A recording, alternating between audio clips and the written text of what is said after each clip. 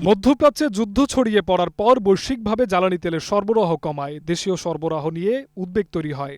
আতঙ্কে স্বাভাবিক চাহিদার চেয়ে দ্বিগুণ হারে জ্বালানি তেল কেনা শুরু হয়। এটি ঠেকাতে তেল কেনায় সীমা বেঁধে দেয় সরকার। ফিলিং স্টেশনে সরবরাহ কমানো হয়, সেখানে দীর্ঘ লাইন কমছে না।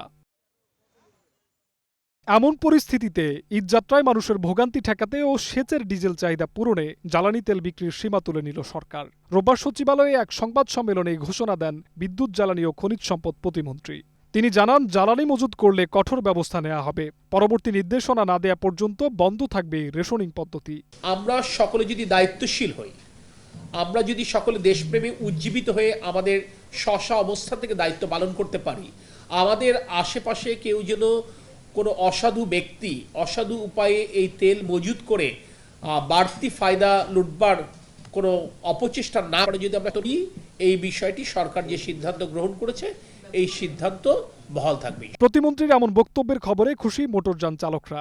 একই সাথে তারা জানিয়েছেন মিশ্র প্রতিক্রিয়া। পাম্পের কাছাকাছি যাওয়ার পরও তেল পাচ্ছিলাম না। লাইন ধরছে, লাইনের মধ্যে 1 ঘন্টা ছিলাম, কিন্তু পাম্পের কাছাকাছি যাওয়ার পর আর তেল পাইনি। প্রচণ্ড ভোগান্তি। আমরা অনেক সময় বাইক বাসায় ফালাই রেখেছি তেলের অভাবে, কারণ লং টাইম সিরিয়াল। ঢাকা সিটিতে 8-10টা পাম্পে তেল দিছে, এই কোথাও তেল দেয় নাই। নতুন সরকার যেহেতু গঠন করছে, আলহামদুলিল্লাহ ভালো, অন্য কাজ কাম আরো ভালো করতেছে, সামনে আরো ভালো করবে, ওনার এটাই ধন্যবাদ জানাই। জ্বালানি তেলের মধ্যে ফিলিং স্টেশন থেকে পেট্রোল, অকটেন ও ডিজেল বিক্রি হয়। এর মধ্যে পেট্রোল শতভাগ দেশে উৎপাদন করা হয়। অকটেনের 50% দেশে উৎপাদিত হয়, বাকিটা আমদানি করা হয়। তাই চিন্তা মূলত ডিজেল নিয়ে। বছরে বিপিসি সরবরাহ করা জ্বালানির প্রায় 65% ডিজেল। বিপিসি সূত্র বলছে, দেশে বর্তমানে প্রায় 2 লাখ টন ডিজেল মজুত আছে। এর বাইরে আরও প্রায় 60,000 টন ডিজেল আছে, যা জরুরি প্রয়োজনে ব্যবহার করা যাবে। এর মধ্যে নতুন জাহাজ যুক্ত হতে থাকবে। সরবরাহ বাড়ানো হলেও মার্চে জ্বালানি তেলের কোনো সংকট হবে না।